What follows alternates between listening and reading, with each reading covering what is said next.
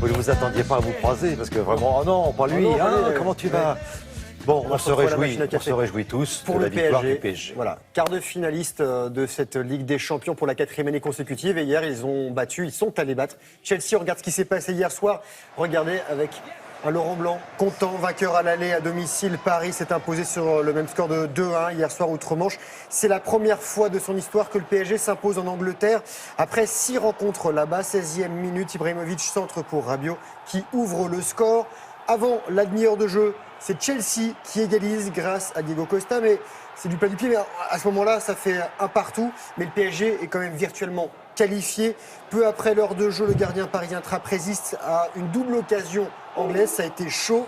Et Zlatan Ibrahimovic va marquer de près et redonne l'avantage à Paris qui se qualifie. Tirage au sort la semaine prochaine, quart de finale, les 5 et 12 avril. Voilà pour Paris. Il y a un autre club qualifié, c'est le Benfica Lisbonne en rouge. Après avoir battu le Zénith Saint-Pétersbourg 1-0 à l'aller, les Portugais sont allés s'imposer 2-1 en Russie. 69e minute, on a vu le but du Russe Hulk qui marque donc le premier. Le capitaine lisboète Gaëtan, lui, égalise et son coéquipier Talisca offre la victoire. Voilà pour la Ligue des Champions. Bon, voilà, l'aventure commence maintenant. Voilà, maintenant Hein, faut là, le faut plus aller dur arrive. au-delà des quarts de finale.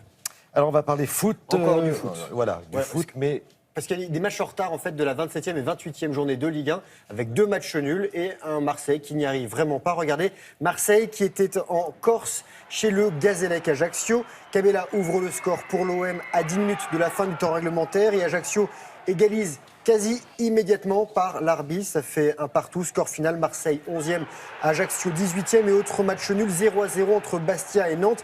Les Nantais 8e et les Bastiais 10e de Ligue 1.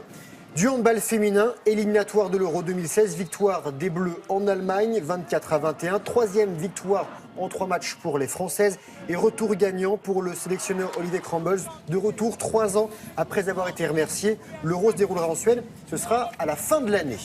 La 3e étape du Paris-Nice annulée. Les cyclistes ne sont pas arrivés au bout des 125 km entre Cussey dans l'Allier et le Montbrouilly dans le Rhône. La neige s'est invitée sur le parcours. Au moment où la décision a été prise, les coureurs avaient déjà roulé 99 km. Demain, 4e étape, ou plutôt aujourd'hui, entre direction Juliénas, ce sera dans le Rhône. Alors la neige qui fait le malheur des uns et qui fait le bonheur des autres. Si on a encore quelques minutes, bien sûr, on a un doublé français du côté biathlon. d'Oslo en biathlon. C'est les mondiaux de biathlon des Françaises, même. Regardez, avec à gauche de votre écran, c'est Anaïs Bescon, 2e, derrière Marie Dorin qui était au centre. Marie Dorin qui est en train de tirer Marie Dorin-Habert. 15 km de contre-la-montre avec 2 séries de tirs couchés et debout alternés. 30 secondes de pénalité à chaque tir loupé. Marie Dorin-Habert qui a été habile avec sa carabine, 19 sur 20.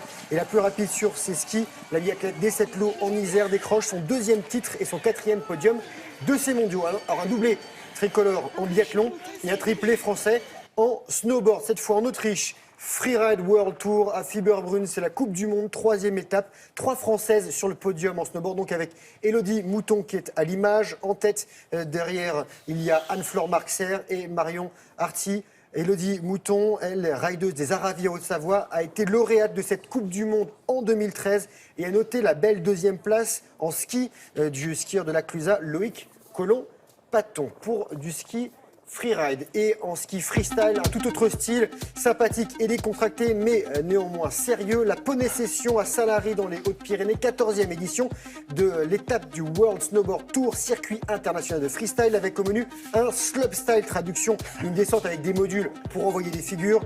Un slopestyle donc shapé de main de maître, shapé c'est-à-dire taillé. Il y a de la neige sur nos sommets, allez-y, profitez et surtout sortez casqués. Voilà. voilà, vous n'êtes pas obligé de faire tout ça, mais amusez-vous surtout. Mais le casque quand même. Le casque obligatoire. Merci beaucoup, Grégoire.